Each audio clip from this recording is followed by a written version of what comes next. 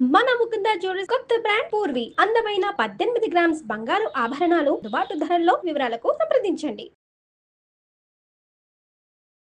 నమస్తే రమగారు. నమస్తే జయ. రమగారు, మనం రకరకాల కేటగిరీకి సంబంధించిన కథలు చెప్పుకుంటూ ఉంటాం కదండి. పిల్లలకి సంబంధించి, పెద్దవాళ్ళకి, మోటివేషనల్, తర్వాత దెయ్యాలు, భూతాలు ఇలాంటివి. అయితే ఆధ్యాత్మిక కథలను కూడా కొన్ని చెప్పుకుంటాం. ఆధ్యాత్మిక కథ ఎట్లా చెప్పుకుంటామంటే, మనం సాధారణంగా మీరు ఎక్కువగా వెళ్తూ ఉంటారు కదా, యాత్రలు అవి చేస్తూ ఉంటారు. ఆ ప్లేస్ని చూసి వచ్చినప్పుడు కేవలం ఛానల్ కోసం మన ప్రేక్షకులకు అందించాలని మరింత సమాచారాన్ని సేకరించి తీసుకొస్తూ ఉంటారు. పూజారులతో వాళ్ళతో మాట్లాడి అదంతా మనం చెప్పుకుంటూ ఉంటాం. అట్లా కాకుండా బాగా మనం ఇది చూడాల్సిన ప్రదేశం, వెళ్ళాల్సింది, తెలుసుకోవాల్సిన విషయాలు, కొన్ని ఆధ్యాత్మిక విషయాలు కొన్ని ఉంటాయి. అలాంటి వాటికి సంబంధించి ఏమైనా కథలు ఉన్నాయా? ప్రేరణార్థక కథలు చెప్పాం మనం ఇదివరకు. చాలా రకాల కథల్లో అవి కూడా వస్తాయి. ఒక అద్భుతమైన కథ, ఎప్పటికీ సుమన్ టీవీ చరిత్రలో నిలిచిపోయే కథ, గాజుల కథ. అవును కదా రమ్మగారు. అసలు కథ అనగానే ఫస్ట్ నాకు మైండ్లో గుర్తొస్తుంది అది. అవును, ఎప్పటికీ ఎవరితో మాట్లాడినా ఆ కథే గుర్తు చేసుకుంటారు. గుర్తు చేసుకున్నాం అమ్మవారి గాజుల కథ. అలాంటివి ఇంకా ఏమన్నా ఉంటే మనం బోల్డన్ని ఉన్నాయి జయ. సమయానికి చూసుకుని చెప్పుకోవాలంతే. మనకి అసలు భారతదేశమే ఆధ్యాత్మికమైంది. ఇక్కడ ఉన్న స్పిరిచువాలిటీయే చాలా గొప్పది. మనం ఏం చేస్తామంటే భక్తిని స్పిరిచువాలిటీని కలుపుకుంటాం. భక్తి వేరు, ఆధ్యాత్మికత వేరు. భక్తి అంటే మనం భగవంతుణ్ణి పూజించటము, ప్రార్థించటము, ఆరాధించటము, పూజలు, వ్రతాలు, నోములు, వ్రతకథలు, తర్వాత మన సంస్కృతి సంప్రదాయాల్ని అనుసరించి ఏ ఏ సమయాల్లో ఏ ఏ దైవారాధన చేసుకోవాలి, ఆరాధిస్తున్న ఆ దైవం పట్ల మనకి అచంచలమైన భక్తి విశ్వాసము కలిగి ఉండటము భక్తి, డివోషన్ అంటాం. ఆధ్యాత్మికత, స్పిరిచువాలిటీ అంటే ఈ పూజలని దాటేది. ఈ పూజలో మనకి చిన్న చిన్న లోపాలైతే సహించలేం మనం. అవును, అయ్యో ఏదో తప్పు చేశామనిపిస్తుంది, అపరాధం, దైవాపరాధం చేశామనిపిస్తుంది. అయ్యో వాళ్ళు అదేదో సరిగ్గా చేయలేదు, ఇది చేయకూడదు. అదంతా క్రతువు, కర్మ, విధానం మీదే వెళ్తాయి. క్రతువు, కర్మ, విధానము, సమయాసమయాలని దాటి ఉండేదే ఆధ్యాత్మం. నిజానికి మనం ఇన్ని పూజలు చేసుకుంటాం. ఈ పూజ ఎప్పుడైనా ఒక దశలో ఇది మనమే చేస్తున్నామని మనకు తెలుస్తుందా? మనం భగవంతుని పూజించడం అంటే మనని మనం పూజించుకోవటమే, మనని మనం సరి చేసుకోవటమే. భగవంతుడు ఎక్కడో లేడు, మనలోనే మనతోనే ఉంటాడు. అతడే నేను అని తెలియటమే స్పిరిచువాలిటీ. నేననేది ఒట్టి చొక్కాయే. ఈ చొక్కా లోపల అసలైన వాడు ఉన్నాడే, వాడు భగవంతుడే. వాడు వేరు, ఈ కనబడేది వేరు అనేది అర్థం కావాలి. అది ఎప్పుడు అర్థమవుతుంది? ఎంతసేపు మనం ఇదే చూస్తాం కదా, దీని నడక, దీని నడత, దీని నడవడిక, ఇదే మనం చూస్తూ ఉంటాం. ఇది నేను కాదు అనేది మనకి ఎప్పటికీ అర్థం కాదు. ఏదో ఒక్క దశలో తెలుస్తుంది. కొంతమంది ఈ ప్రాపంచికమైన ఈ చుట్టూతా కనపడే ప్రపంచం అంతా నాటకమని, ఇది నేను కాదని, నేను ఇందులో నుంచి వేరైన వాడినని చిన్నతనంలోనే తెలుసుకుంటారు. వాళ్ళని మనం యోగులు అంటాం, కొంతమందిని ఋషులు అంటాం, కొంతమంది బాబాగారులు అవుతారు. రమణ మహర్షి ఆయన కూడా అలాంటి వారు. ఆయనకు తెలిసిపోయింది చిన్నప్పుడే. ప్రతివాడికి మరణం లోపల ఎప్పుడో ఒకప్పుడు తెలుస్తుంది. మనకి తెలిసినా కూడా ఏంటంటే ఒక్కోసారి అర్థం అవుతుంది, ఏదో వింటాము, మనకి తెలుస్తుంది మనదేం లేదు, మన చేతిలో ఏం లేదు, ఇదంతా ఒట్టి పైపే భ్రమ, మనం చిత్తభ్రమలో ఉన్నాం అని తెలుస్తుంది. కాసేపటికి మళ్ళీ విష్ణుమాయా విలాసంలో కరిగిపోతాం, మనం మర్చిపోతూ ఉంటాం. దాన్ని తెలుసుకోవాలి, ఈ ప్రత్యేకమైన విషయాన్ని. పూర్వం ఒక రాజుగారు ఉండేవారు. ఆయనకి చాలా కాలం సంతానం కలక్క ఆయన ఆ ఊరు ఈ ఊరు, అక్కడికి ఇక్కడికి, స్వామీజీలకి, ఆశ్రమాలు, ఈ అరణ్యానికి, దేవాలయాలకి, మఠాలకి తిరుగుతూ ఉండేవారు. వాళ్ళకి చాలా దూరంలో ఉన్న ఒక అడవిలో ఒక ఋషిగారు ఆయన శిష్యులతో పాటు ఉన్నారని యోగిని కలవడానికి వెళ్ళారు. కలిసి ఆయన దండం పెట్టి, సంతానం లేదు నాకు అంటే, నీకు లేరు నాయన, నీ రాజ్యాన్ని సుభిక్షంగా పరిపాలించు, కాలం ఎలా జరిపితే అలా జరుగుతుంది, వెళ్ళిరమ్మన్నారు. రాజుగారి ఖిన్న వదనంతో ఆయనకు అర్థం, సుపుత్ర ప్రాప్తిరస్తు శీఘ్రమేవ సుపుత్ర అనలా యోగి అంటే, లేదు అర్థమైపోయింది. ఆయన దిగులుగా తలకాయ వంచుకుని వెళ్ళిపోతున్నాడు. ఆ నదీ తీరంలో ఈయన ఈ యోగి గారి ఈ మహాయోగిని ఎవరినైతే ఈ రాజుగారు కలిశారో ఆయన ప్రథమ శిష్యుడు ఎదురుపడ్డాడు, పలకరించాడు. పలకరించాక ఆయన అన్నాడు, ఎందుకంటే ఖిన్నవదనంతో ఉన్నారు మహాప్రభు. లేదు మహారాజా, ఏమిటి మీ దిగులు చెప్పండి అంటే, సంతానం లేదండి అన్నాడు. శిష్యుడు వెంటనే శీఘ్రమేవ సుపుత్ర ప్రాప్తి రస్తు. మహానందంతో పొంగిపోయాడు రాజు.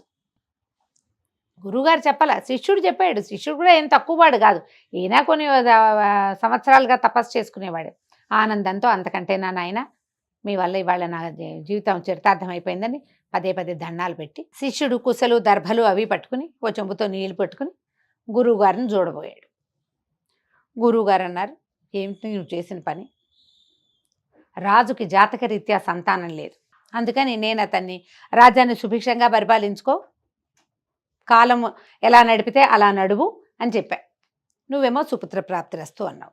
అనగానే శిష్యుడికి బాధ వచ్చేసింది. అయ్యో, ఈ మాట అన్నానే, ఇది ఎట్లా నిజమవుతుంది ఇప్పుడు అనగానే గురువుగారు అన్నారు, నీ మాట అబద్ధం కాకూడదంటే నువ్వే వెళ్ళి ఆయనకి కుమారుడిగా జన్మించు, కాలం తీరాక పోదుగాని. నువ్వు అన్నావు కదా, నువ్వు శిష్యుడు, నువ్వు కుమారుడిగా జన్మించు అంటే శిష్యుడు కుమారుడిగా జన్మించాడు రాజుగారికి. ఇక్కడ మరణించి ఇక్కడ వదిలిపెట్టే జీవితాన్ని అక్కడ జన్మించాడు. అయితే ఆయనకి ఇప్పుడు ఈ ముందు జన్మలో ఈ గురువుగారికి శిష్యుడిగా ఉండి ఆయనకు బోల్డ్ అంత తపస్సు ఉంది. దానివల్ల ఆయనకి పూర్వజ్ఞానం ఉంది. తనొక్క వాక్యం మాట్లాడటం వల్ల తపస్సు వదిలిపెట్టుకుని జన్మించాల్సి వచ్చింది. ఒక్క వాక్యంతోటే కదా వచ్చింది. అవును. మళ్ళీ ఎందుకు? ఆయన ఏమనుకున్నాడు? గురువుగారి వెనకాలండి మోక్షాన్ని సాధించాలనుకున్నాడు. మోక్షం అంటే పునరావృత్తి రహితమైనది, మళ్ళీ పుట్టే పని లేదు. ఇప్పుడు ఏమైంది? ఇప్పుడే పుట్టాల్సి, సమీప భవిష్యత్తులోనే పుట్టవలసి వచ్చింది. అవును. అందుకని ఈ జ్ఞానం వల్ల ఆయన మాట్లాడేవాడు కాదు, లక్షణంగా బాగుండేవాడు. రాజుగారి కుమారుడు అంటే గురుగారి పోలికలతో ఎందుకు పుడతాడు? రాజుగారి భార్య పోలికలు, రాజుగారి పోలికలు, మేనమావ పోలిక వచ్చి చక్కటి సమున్నతాకారుడైన పిల్లవాడు, ఉంగరాల జుట్టు, అన్ను ముక్కు లక్షణంగా ఉన్నాయి, బలశాలి బలిష్టంగా ఉన్నాడు, అన్ని పనులు చేయగలడు. మాట లేదు, మాట్లాడేవాడు కాదు. బాధగా ఉండేది. పోనీలే ఏదో ఒక సంతానం ఉందని ఉంచుకున్నారు. కొంతకాలం బాగా అంతవాడు ఒక 14-15 ఏళ్ల వాడు అయినాక ఈ సేవకులందరూ చుట్టుపక్కల అడవుల్లో జంతువులు పెరిగిపోయినాయని ఊళ్ళ వాళ్ళు వచ్చి చెప్తారు. చాలా క్రూర జంతువులు ఎక్కువైనాయి, రాజుగారు వచ్చి వేటాడాలంటే రాజు మృగయా వినోదానికి వెళ్తాడు. వేటకాట వెళ్ళారు. వెళ్తుంటే వీళ్ళు ఏం చేశారు, రాజకుమారుడు కూడా కొంచెం ఏదో ఇది ఉంటుందని తీసుకుపోయి ఈ రాజకుమారుడిని కూడా ఈ గుంపులో కలిపారు. ఆ వేటకెళ్ళే వాళ్ళల్లో అందరూ వేటకెళ్ళారు. వెళ్తే రాజకుమారుడు ఏమి వాటిని వీటిని కొట్టటాల, బాణాలు వేయటాలు అవి వచ్చు, కానీ అతనికి ఏం ఆసక్తి లేదు, నిశ్శబ్దంగా ఉంటాడు. వెళ్తుంటే అంతా మాటేసి ఉన్నారు, ఏవి పిట్ట కదలటల్లా. అయితే ఆ అడవిలో ఒక ప్రత్యేకమైన పిట్టలు ఉన్నాయి, వాటి మాంసం చాలా బాగుంటుంది. ఒక 5-6 సార్లు విన్నాడు ఆ మాటలన్నీ. వీళ్ళు మాటు వేసున్న చెట్లకి అవతల చెట్ల మీద ఆ పిట్టలు ఉన్నాయి. రాజకుమారుడి పక్కన ఒక అతను నుంచునున్నాడు. ఆ పిట్టల్ని చూస్తున్నాడు, కానీ ఎక్కడున్నాయో తెలియటల్లా. చెట్లు దట్టంగా ఉంటాయి, అడవిలో పెంపకపు చెట్లు కావు కదా. ఆ లోపల గుబుర్లలో పిట్ట ఎక్కడుందో అది పలికితే కొట్టచ్చు. అవును. ఇంతలో ఏమైంది, పిట్ట కూసింది. కూయగాని రాజకుమారుడి పక్కనున్నవాడు చటుక్కన బాణం వేశాడు. సన్నటి బాణాలు పిట్టలకి చిటుక్కుని తగిలేస్తాయి. పిట్ట కాస్త తగిలింది, అది పక్షి రాలి పడిపోయింది. ఇతనికి రాజకుమారుడు మాటే మరణం అన్నాడు. ఈ పక్క నుంచి వాడు ఉలిక్కిపడ్డాడు. ఎవరు మాట్లాడారు? చూస్తే రాజకుమారుడు. 15 సంవత్సరాల నుంచి నోరెత్తి ఎరగడు అబ్బాయి, నువ్వు కూడా లేదు. మాటే మరణము అన్నాడు. రాజకుమారుడు మాట్లాడాడని వాడు కేకలు పెట్టాడు. అంతా చేరారు. మళ్ళీ మాట్లాడించడానికి ప్రయత్నం చేశారు. కిక్కురు మళ్ళా మాట్లాడలా. అందరూ రాజుగారి దగ్గరికి సాయంకాలం మొత్తం అంతా వెనక్కి వెళ్ళిపోయారు. రాజుకు చెప్పారు. రాజకుమారుడు మాట్లాడాడు, మేం విన్నాము, మళ్ళీ మాట్లాడించండి అన్నాడు ఆయన. ఎవరు మాట్లాడించలేకపోయారు. అబ్బాయి ఏం మాట్లాడటల్లా. అంతకుముందు రాజుగారు ఏం చేశారు, మా అబ్బాయిని మాట్లాడిస్తే 1,00,000 రూపాయలు ఇస్తానని ప్రకటించారు. ఎంతమంది ప్రయత్నించినా అబ్బాయి చూసేవాడు, నవ్వేవాడు, కానీ ఏనాడు మాట్లాడేవాడు కాదు. ఇప్పుడు ఈ వచ్చిన అధికారులంతా డబ్బుల కోసం చెప్పినట్టే, అంతేగా.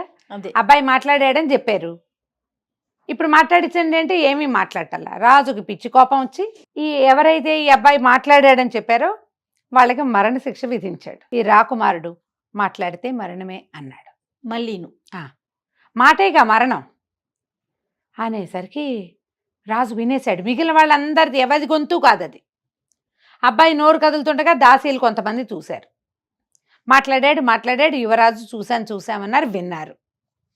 ఇక రాజు కొడుకుని విపరీతంగా బతిమలాడాడు.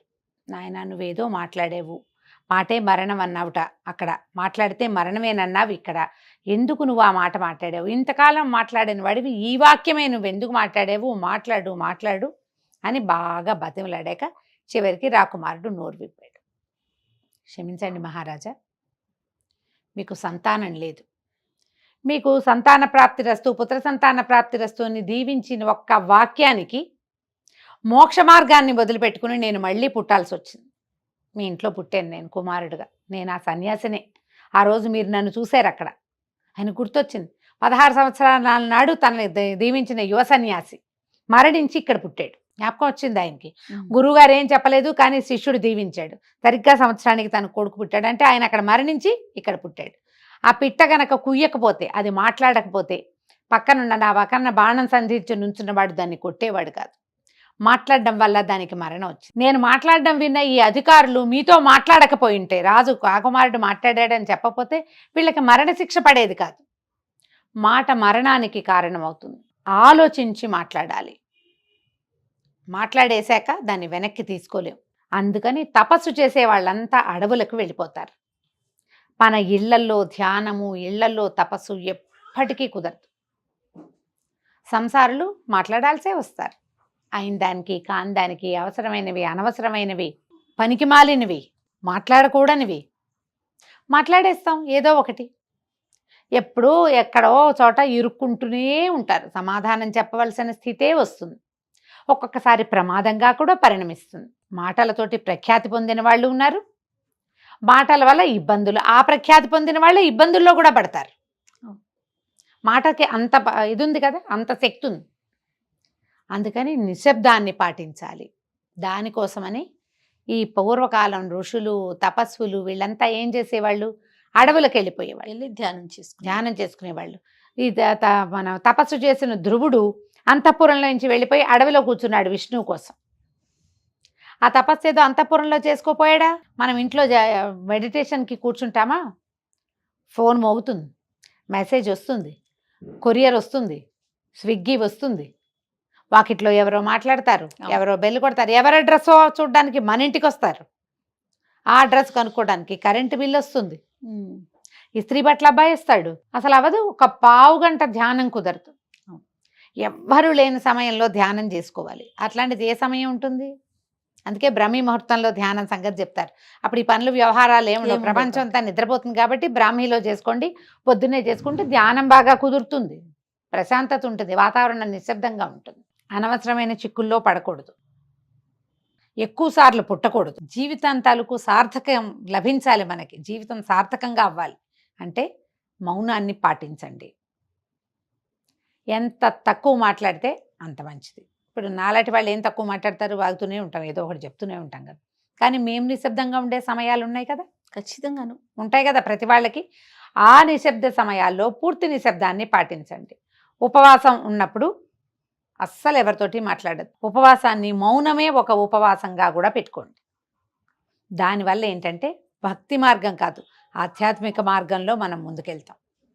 భగవంతుని చేరే సులువైన ఉపాయాల్లో ఒకటి నిశ్శబ్దం కూడా. మీకు అది కావాలంటే దాంట్లోకి ప్రయాణించండి. తప్పకుండా రమ్మగారు. నమస్తే. నమస్తే.